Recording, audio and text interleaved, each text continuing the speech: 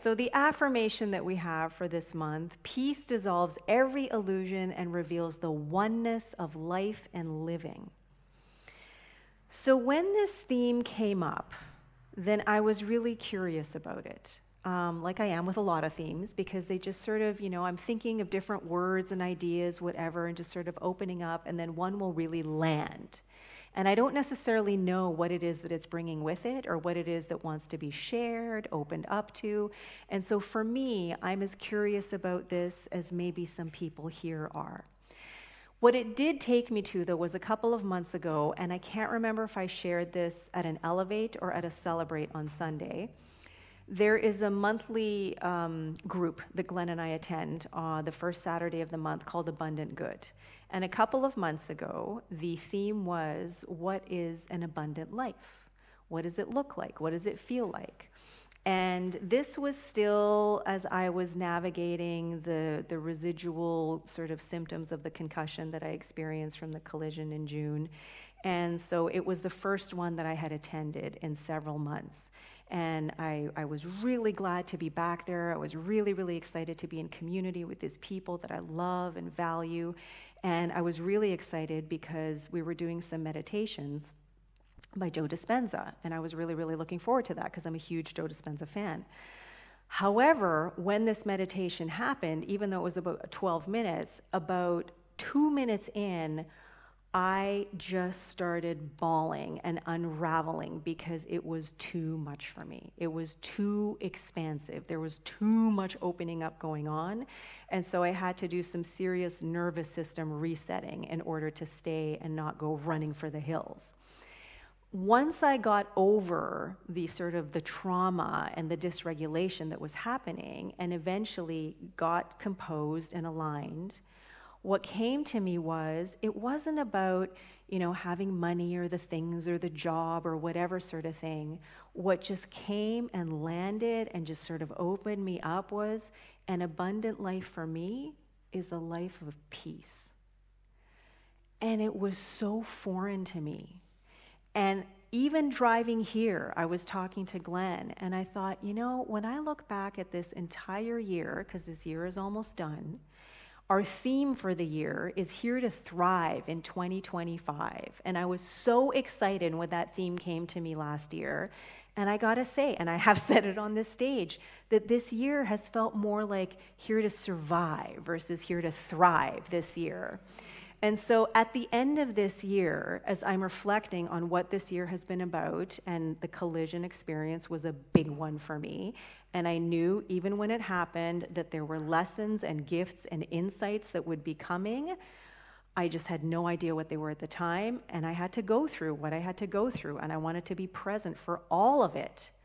But what I realized on the drive here is, when I look back to the very beginning of the year, there was a ceremony that a few of us took part in, and my intention for that ceremony was, what would life look like? What would it feel like if I made peace with life is hard? Because life is hard is this assumption that is so deep rooted for me, and I marvel at the fact that it's still there, and it still has its clutches in my being so firmly. But every now and then it comes up, and every now and then I'm like, oh my God. But at the beginning of the year, I had this journey, I had this experience where there was this incredible, incredible insight of, oh my God, life is hard. Life is hard. I've been treating life as hard as this kind of demon or horrible, dark, ugly thing.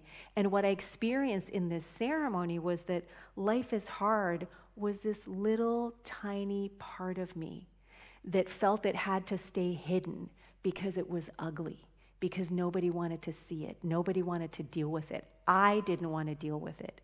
And so when it was revealed to me in this ceremony that life is hard was this teeny tiny little girl that was stuck in a closet, that was kind of disheveled and dirty and torn clothes, kind of like the little match girl, in the Hans Christian Andersen story. It was like, oh my God, I love you. Come out and play. Like, be seen, come into the light. Like, you don't have to hide anymore. And at the time I thought like, wow, this is amazing. I've made peace with life is hard. This is so fantastic. It's over. It's done. And then 2025 just chugged along, and there was just all of these opportunities for me to dance around with life is hard. And it was like, wow, like when is this going to end? And so it wasn't until the drive here today when I realized, okay, I had this amazing insight, this amazing revelation, and I discovered what life is hard really was.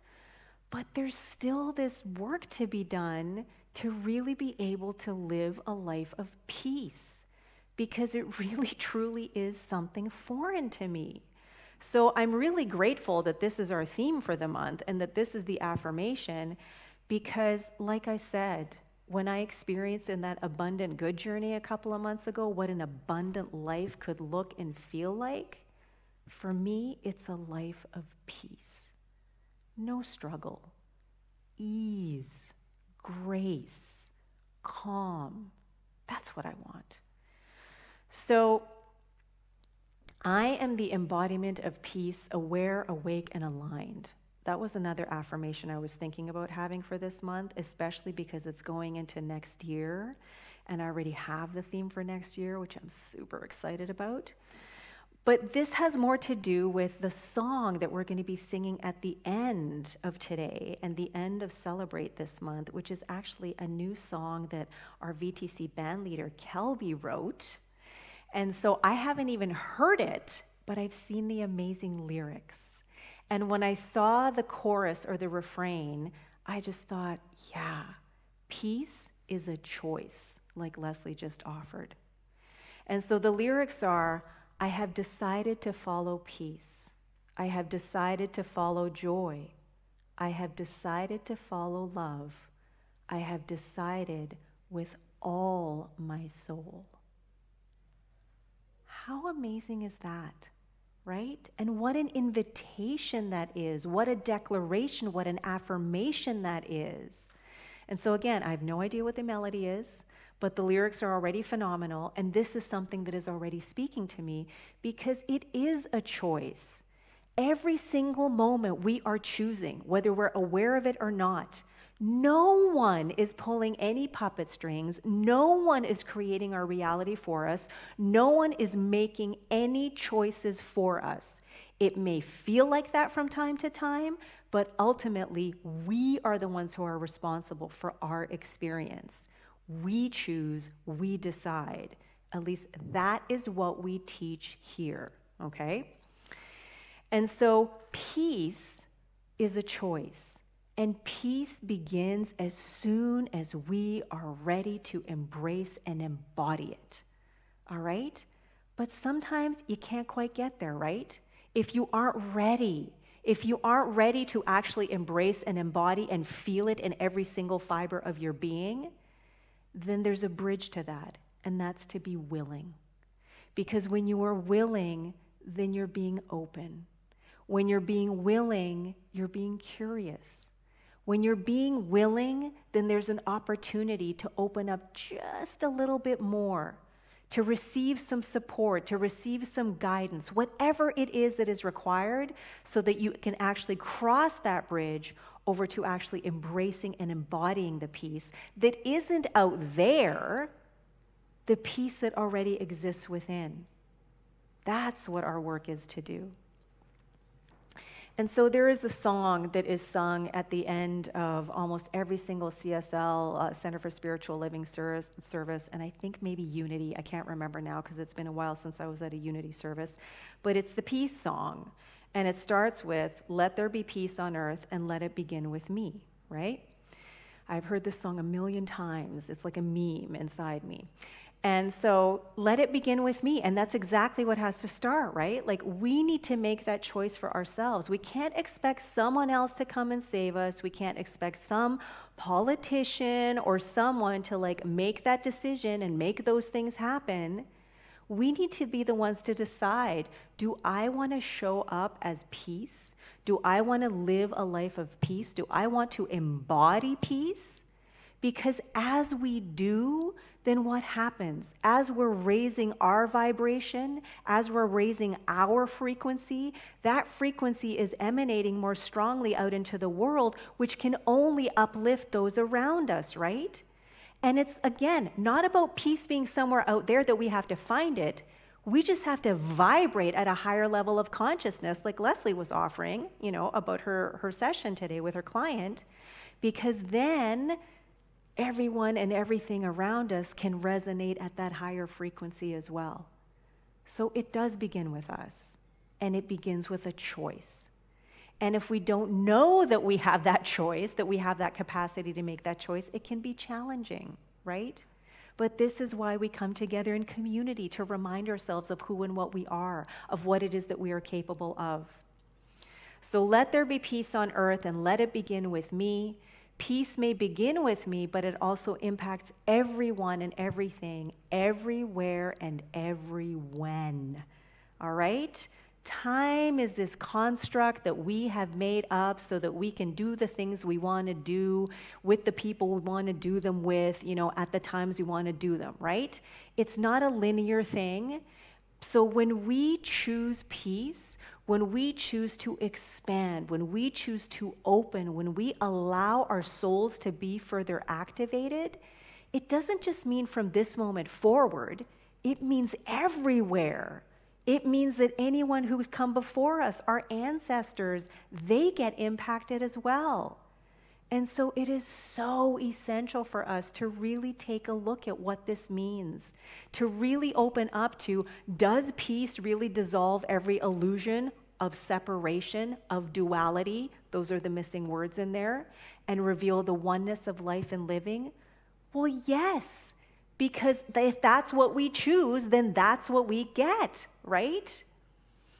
So the title of my talk today is Choosing to Embody Peace. Now, I've never done this before. I used the same photo for a talk title as for the affirmation for the month. But when I was looking for a photo today, I wanted something that would get me in the heart.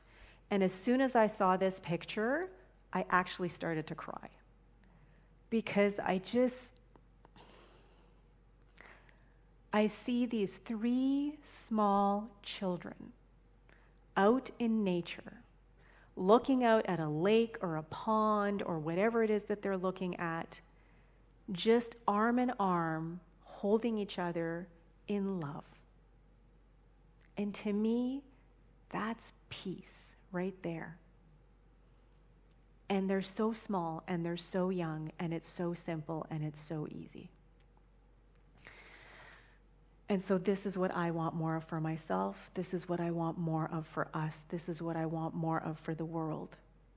Is simple and easy. Something that is so, so easy to choose, so automatic to choose. And so this is why this picture is here. So ultimately, as Leslie said, as I've said, peace is a choice. It's not a circumstance. It's not something we have to look for or find or go to. It is something that is available to us every single moment of every single day.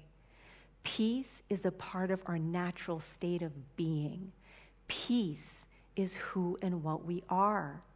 And the more we shift consciously to that knowing, the more we live with the certainty that love is our true nature, the more we can show up as the peace that we are, the more we can embody it, and not just for ourselves, but for each other and our world. So personal responsibility is something that we talk about here, about how we create our reality, no one else. And so peace, a choice, not a circumstance. It's not about outer conditions. It is about inner decisions. And so my invitation for all of us is, let us not wait. Let us not wait for someone else to make the decision about what peace looks or feels like. Let's decide for ourselves, and let's do it right now. And again, even though we haven't sung the song yet, I'm thinking to the song we're going to sing at the end of tonight, Kelby's song. And so I tweaked the lyrics just a little bit to make it in the present. I am deciding to follow peace. I am deciding to follow joy. I am deciding to follow love. and I'm deciding to be the peace right now. Thank you, and so it is.